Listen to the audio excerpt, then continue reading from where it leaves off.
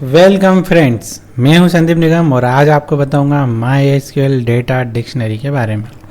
आपके द्वारा बनाए गए डेटाबेस की आपको जो भी इंफॉर्मेशन चाहिए वह आपको इंफॉर्मेशन स्कीमा करके एक डेटाबेस होता है जो अपने आप ही जब आप MySQL इंस्टॉल करते हैं तो आता है।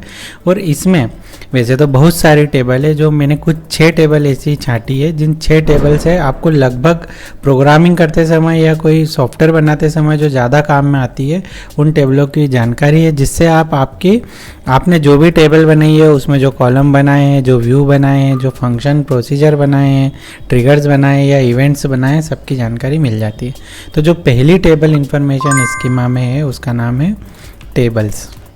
हमने टेबल्स लिया, आप जब इसे ओपन करेंगे तो आपको कुछ इस तरह से दिखाई देगा। तो टेबल स्कीमा जो है यहाँ पर आपका डेटाबेस का नाम आता है। तो आप यहाँ देख रहे होंगे मेरे इसमें जो डेटाबेस है उसमें एक MySQL है, एक MyDB, एक कॉल है। तो आप यहाँ देखेंगे तो ये MySQL वाले जो डेटाबेस है उसकी टेबल है। ऐसे करके जितने भी यहाँ पर है, जैसे इंफॉर्मेशन स्कीमा का भी इसमें रिकॉर्ड है प्रॉपर। उसके बाद आप और आगे देखेंगे तो जितने और भी डेटाबेस होंगे सबकी जानकारी इसमें टेबल में। तो आपको कुछ भी डेटा देखना हो तो आपको जिस डेटाबेस का देखना हो वेयर में चेक क्या लगा देंगे, टेबल स्कीमा का। फिर यहाँ पर आ जाती है टेबल का नाम। तो जितनी टेबल है उनका नाम पता लग जाता है, टेबल का टाइप पता लग जाता है कि बेस टेबल है या कोई और अलग तरह की टेबल है। इसके बाद आपको टेबल से रिलेटेड कितनी जानकारी आप इसमें देख सकते हैं। वर्जन है, रो का फॉर्मेट कैसा है, टेबल में कितनी रोज हैं, एवरेज रो लेंथ क्या है, डेटा लेंथ क्या है, इस तरह की सारी जानकारी आपको इसमें मिल जाती है। मेनली हमें चेक करना होता है कि टेबल बनी हुई है या नहीं बनी हुई है, तो हम काउंट स्टार लगा के चेक कर सकते हैं। तो इस तरह का जो काम है आप टेबल्स वाली टेबल से कर सकते हैं।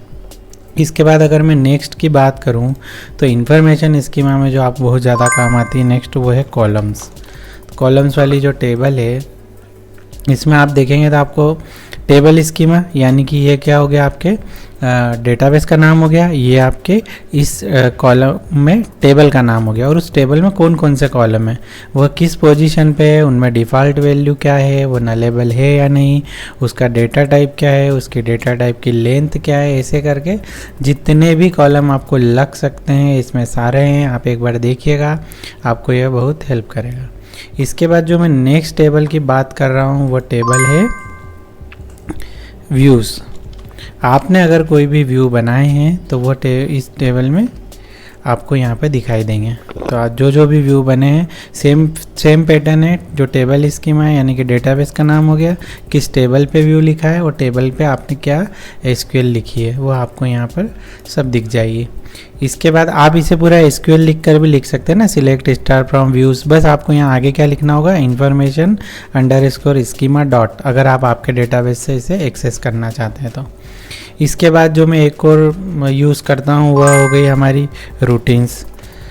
रूटीन्स में क्या होंगे, 2 तरह का होता है। यहाँ पर एक हो सकते हैं फंक्शन है या प्रोसीजर है। तो जब आप रूटीन टाइप देखेंगे तो जो फंक्शन होंगे उसमें फंक्शन मिलेगा, और अगर प्रोसीजर हुआ तो यहाँ पर आपको प्रोसीजर लिखा हुआ मिलेगा।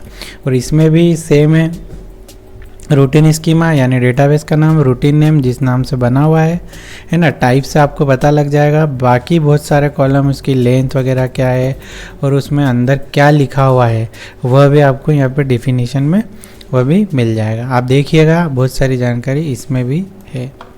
इसके बाद जो मैं यूज़ करता हूँ, जो मुझे काम आती है, वह है ट्रिगर्स। अगर आपने ट्रिगर्स का उपयोग किया है तो ट्रिगर्स के बारे में सभी जानकारी यहाँ पर मिल जाती है कि ट्रिगर्स किस टाइप का है, इंसर्ट है, अपडेट है, किस तरह का है, और उसकी डिफिनीशन क्या है, जो एक्शन स्टेटमेंट है वो यहाँ मिल जाता है। और भी उससे रिलेटेड जो भी जानकारी आपको यहाँ पर मिल जाती है। इसके बाद यदि आपने इवेंट यूज़ किए हों, अगर होंगे तो ही आएंगे, तो अगर इवेंट्स है तो इवेंट्स वाली टेबल में होते हैं।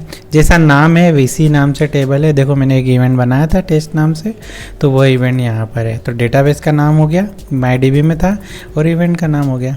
यानी डेटाबेस का नाम सभी में मिलेगा, जिस नाम से वो नाम उसमें मिलेगा, और उससे रिलेटेड जो भी जानकारी आपको यहाँ मिल जाएगी। तो जब भी आप कोई डेटाबेस का वर्जन मैनेज करना चाहते हैं या आप सर्च करना चाहते हैं कि यह कॉलम प्राइमरी में है या नहीं, यह कॉलम है या नहीं भी है, या कॉलम की विड्थ क्या है, तो आप सारी चीज़ यहाँ पर काउंट स्टार और ये सब लगा के चेक कर सकते हैं। उससे रिलेटेड आप एसक्यूएल क्वेरी लिख सकते हैं जिससे आपके यहाँ पर कोई भी एरर ना आए। ये बहुत काम आती है और बहुत फास्ट वे में आप इसमें सारी जानकारी जो भी टेबल से रिलेटेड जो भी हमने पढ़ा, टेबल पढ़े, व्यू पढ़ा, फंक्शन पढ़े, प्रोसीजर पढ़े, ट्रिगर पढ़े, इवेंट पढ़े, उनसे रिलेटेड सारी जानकारी आपको इस डेटा डिक्शनरी में मिल जाती है। इसे एक्सेस करने का तरीका बिल्कुल जैसे टेबल और वो करते हैं वैसे ही है। ये इन्फॉर्मेशन स्कीमा का डेटाबेस है और इसमें ये सारा जो भी मैंने बताया ये इसमें स्टोर्ड होता है। आशा है मुझे आपको डेटा डिक्शनरी बहुत अच्छे से समझ में आ गई होगी। आपकी कोई भी क्यूरी हो, कोई भी डाउट हो, आप मुझे कमेंट करें। यह वीडियो आपको कैसा लगा बताना ना भूलें। मिलते हैं नेक्स्ट वीडियो में। Thanks for watching.